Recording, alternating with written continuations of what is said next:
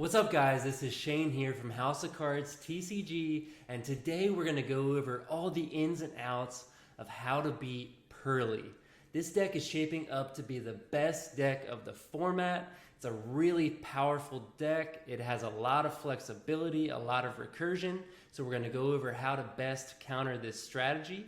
So make sure to subscribe to our channel. We're going to have the best competitive content going up to YCS Philadelphia, and we look forward to seeing you there. So let's go ahead and hop right in. House of Cards TCG. And also guys, make sure to check out our official House of Cards TCG merch. The link is in the description. We have the hoodie, we have the playmat, definitely check them out.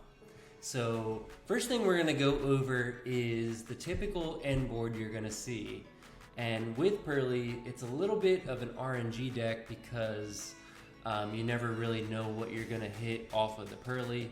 So the end board could be a little bit different depending on what you hit. But this is kind of a standard end board you might see. So you're gonna see the plump there. This plump I think has 5 materials already, or yeah, I think 5 materials already. And at least 2 of them, I think, are going to be the sleepy memory, which means during the standby phase, I'm going to get the draw 2 off that. Obviously, the trap's going to be set, and then I'm going to draw an additional 2. So I'm going to draw 4 on top of having the Noir, which is a towers, plus not once per turn spin back. Spins to the bottom of the deck, not once per turn. It does target though. And then we're gonna have hand traps. So this time I drew double droll, which is obviously not great, but one droll was really great. Is a really good card versus some decks. Don't want to see it in multiples, but kind of is what it is. And then you have the Lyra Lusk Ensemble Robin, which is a multiple bounce back to hand when they special summon a monster. So you know, that's a really good interruption in itself versus some decks like Super Heavy Samurai. And then keep in mind, we do have the My Friend Purrely, so if they out my Plump or my Noir, I'm gonna get to add back 3 with different names from my graveyard, which ensures that I have really good follow-up. So the first card we'll go over, and the #1 strategy for beating this deck, in my opinion, is to prevent them from getting to the board in the first place. If you can stop the board from getting there, it's a lot easier than trying to deal with it once it's already established. It's really difficult to deal with that board once it's already established because, like I said, they're going to add back 3 different names from the graveyard, and they're probably just going to kill you on turn 3 if you're not able to OTK them. So one of the best cards to do that with is Dimension Shifter.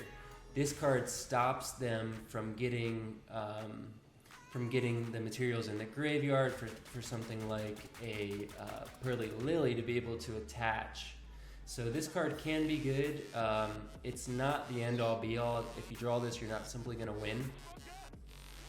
For example, I mean, Purrely can side deck this card because if they can establish their board, they can use any of the Purrely Yugiohs basically to attach the spells instead of them going to the graveyard. So if they draw well, this card can be played, so it's not gonna be, you know, it's not gonna FTK them or something, but it is a good interruption to try to stop them from loading up the graveyard with spells to be able to attach with the plump. Next card we'll go over is Droll and Lockbird. Droll and Lockbird is going to be really powerful versus Purrely because they're going to try to get a lot of different searches because Purrely is not once per turn. So there's going to be a lot of opening hands where they're going to bring out 2 or 3 Purrelys and just get free adds because the deck is mostly Purrely spells and trap. So they're almost always going to hit off the Purrely and add a card from hand. And then they're almost always going to, you want to go for the continuous if you're playing Purrely, obviously. So if they search out the continuous and you droll them, that really limits what they can do from that point on. It's going to really severely weaken their end board. So Droll and Lockbird is a really powerful card versus Purrely. Next is Ghost Ogre and Snow Rabbit. So I have the arrows here, so I'm going to let you know exactly what to Ogre versus Purrely. So the number one thing that you want to ogre is going to be the continuous spell of My Friend. That's a really good one to ogre. The other really good ogre target is the Purrely Lily, the second effect. The second effect is to attach a Purrely spell from the graveyard. They're almost always going to go with Delicious and turn it into the Plump. And that's one of the best plays in the deck. So if you ogre that, they don't get to do it, and that effect is once per turn. So rather than ogering the first effect, you're not going to get as much value out of it as if you do the second one, because if they're able, any quick play spell can bring out a second copy of the Lily, and then they still have that second effect live. So ogre is really powerful versus that interaction. Veiler is really strong because it shuts off both effects. So the Purrely and the Purrely Lily both have two effects that are very powerful.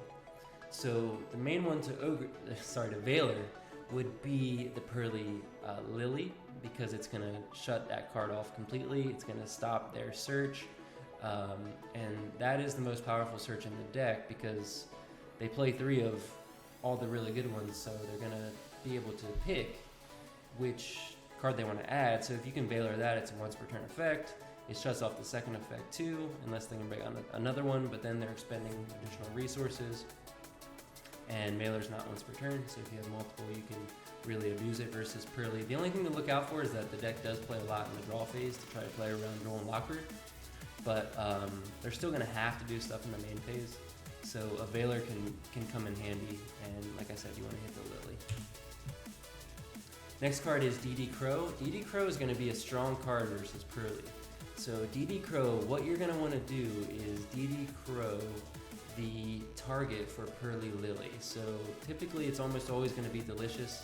They're going to want to attach the Delicious and go into Plump, and that really sets them up into making a really easy Noir. So if you DD Crow the Delicious memory from the graveyard, they're not going to be able to get to Plump as easily without, if they have a really good hand, maybe they can, but not if you crow the Delicious. So it's a really powerful play. Next we have Gamma. Again, another good one to Gamma is the Purrely Lily because it clears the body from the field as well, which is going to make them expend additional resources to try to just create the same board. So it's a really powerful interruption. I like Gamma a lot this format because it plays well into a lot of the decks. It can hit Kashira, it can hit obviously super heavy Samurai, which is all monsters, and it can hit Purrely really well. So Gamma is really strong. If you kind of got to read that they have a weak hand, you can Gamma the Purrely, but obviously it's not going to be quite as strong as hitting the Lily, because Lily allows such easy access into your Plump, which at that point can go into Noir really smoothly. So Gamma's really strong. Next we have Book of Moon. So Book of Moon can be a really good counterplay card to Purrely. So let's say the end board that I showed you, I had the Plump plus the Trap. So if they're going to go and they draw 2, or draw 1, draw 2, draw 3, depending on how many of the Sleepy Memory they have underneath of the Plump, and then they're going to use, in the standby phase, they're going to use the Trap to turn it into a Noir to try to rank up. If you Book of Moon that, they can't rank up because you can't exceed with a face down monster. So Book of Moon can be really powerful. You could even use it you can't really use it in the draw phase unless you had multiple of these, because if you use it in the draw phase, they're going to chain the Trap to just rank up and dodge it. But so that's kind of the downside of this, is that you're going to give up the draws with the Sleepy Memory, and you might simply lose to the follow-up. But that interaction I thought was pretty cool, and it does come up if you're going to play Book of the Moon, because it's also good versus Kashira. Next card is Ibly. If you're side decking, we're going to go over a couple of these good cards to side deck into for going first. If your deck doesn't need a normal summon, you're playing Kashira, Ibly can be really strong versus Purrely because they don't have really many ways to out it. A lot of the decks, the Purrely list that I've seen, aren't playing an out to this, so they would have to basically draw a non-engine to be able to out this. They're not going to be able to link it away really easily. They're not playing like Lingaribo or something like that. That would just be a simple out. So Ibly can be really strong. Anti-spell fragrance. Sorry, this picture is so blurry. But anti-spell fragrance can be really strong because the deck really relies on its spells. Now the downside to that is that they're all quick play spells for the most part. So if you activate anti-spell, they could chain a bunch of their quick plays, and then they have easy access to make a Zeus. So if anti-spell is your only interaction with them, it's not going to get you too far because they're going to be able to make it really easy. Zeus, essentially the deck going second is just Zeus Turbo. So if they're able to chain a quick play spell, bring out, or chain multiple quick plays and then bring out 2 level 1s and go into something like Assembled Nightingale and just attack directly, go into Downer Zeus. They have Zeus with multiple wipes, plus they have a few cards in hand, and that anti-spell didn't do anything. So it can be good if you have something to stop, if you have like negates on board. Power Filter. So this card is seeing a lot of play. It was bought out. It's kind of expensive now for what it is. It's a common and a super rare. But this card says neither player can special summon monsters with 1,000 or less attack. And all of the Purrely cards have 1,000 or less attack. Main deck as well, so it shuts off all the quick play spells, so they have to be able to out this card with non-engine. So this card is really strong versus Purrely. It's also decent against super heavy samurai. They might have some easier outs, but for Purrely, it's really hard to deal with this card. Purrely's going to have to side into back row removal, whether that's Lightning Storm or Cosmic or something to deal with this, because this card they can't play through it. Magic Deflector. So if you're not sure what this card does, for the rest of the turn, negate all equip, field, continuous, and quick play spell cards on the field. That shuts off an entire deck of quick play spells and a field spell. So like I said, you have to use this wisely, so you chain it to one of their quick plays and hope they don't have another to chain to it, because they can still try to make a Zeus play. But this card is really powerful because the deck is full of continuous quick play and field spells. It doesn't really play any engine cards that are normal spells. So Magic Deflector is really strong. Dimensional Barrier. The deck is full of Xyz, so Dimensional Barrier Call Xyz is obviously going to be really strong versus a deck that relies on an Xyz. And this card, I really like this card versus Purrely because it shuts off Zeus. Like I said, the deck going second, if you've ever played against this deck, it's just Zeus Turbo. They're just going to get a double 4-material Zeus. Downer Zeus is super easy to go into, and potentially even bigger if they use like Pump or some of the other ones to get multiple attaches. So D-Barrier is really strong, really good into this meta, I think, because if you call Synchro versus Super Heavy, that shuts them off a lot. Lava Golem. So the end board you saw was 2 monsters. If you can Lava Golem those 2, keep in mind they are going to have the add 3 with different names back from my friend Purrely.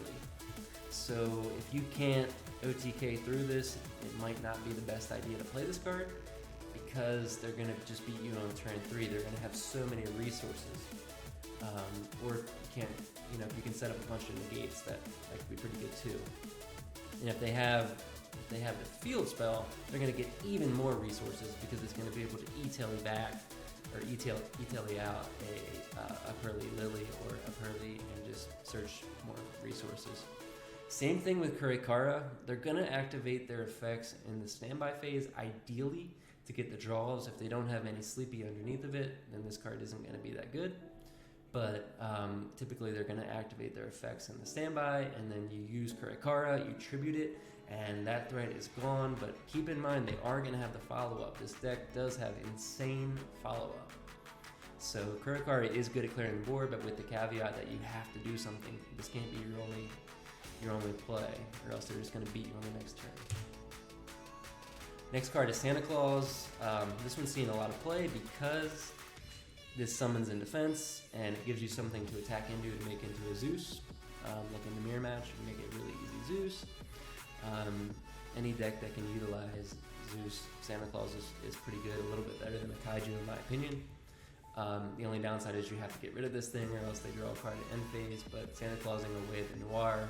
Any deck that plays the towers, Santa Claus is going to be good versus. Also Kaijus, so Kaijus are right here with Santa Claus. I just kind of lumped it all into one. But yeah, Kaijus are going to be good versus any deck that puts up the towers, obviously. Lightning Storm, so like I said, you're going to want some sort of back row removal because you have to get rid of the field spell. You have to get rid of the My Friend Purrely because those cards just give them insane grind game and they're just going to kill you on turn 3. Sounding like beating the same drum, but got to get rid of those cards. So Lightning Storm's really strong because it clears them both. Herald of the Abyss. This card forces the player to out the Purrely Noir. The downside is that this card is once per turn, drawing multiples is bad. Good side is you can play it with Thrust. It's an easy Thrust target because, like I said, they're going to be activating effects in the standby phase, which is going to make your Thrust live every time. The other downside to this is it's really easy to play around if they just set one quick play spell. Because here's how it goes. You'll activate Herald of the Abyss, you'll call a Dark Fairy because that's what Noir is, and then they'll chain whatever quick play they have. They'll summon out Purrely Lily, which is also a Dark Fairy, and they just get rid of the Lily, and then your card did nothing because they still have the Noir. You're facing down the towers with the multiple spin back, and your Herald of the Abyss just did nothing. So I wouldn't highly recommend this card, although it is seeing some play. Xyz Encore.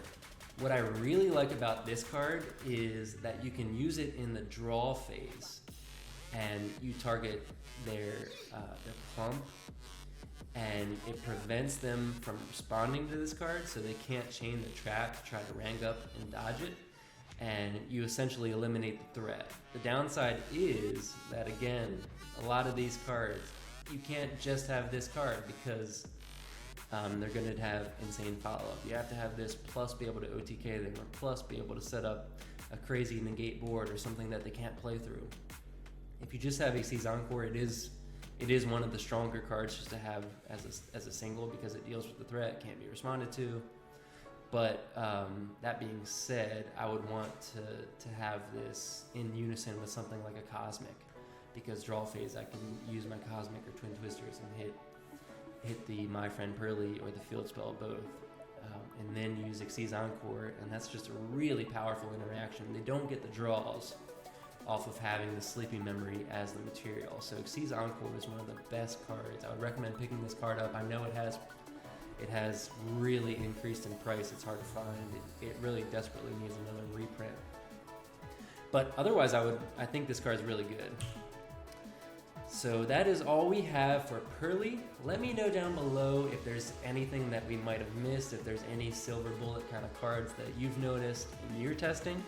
But hopefully this video has been really helpful for you going into the regional season for YCS Philly. And I'll be at YCS Philly. Look forward to seeing you guys there. Yeah, thanks for watching.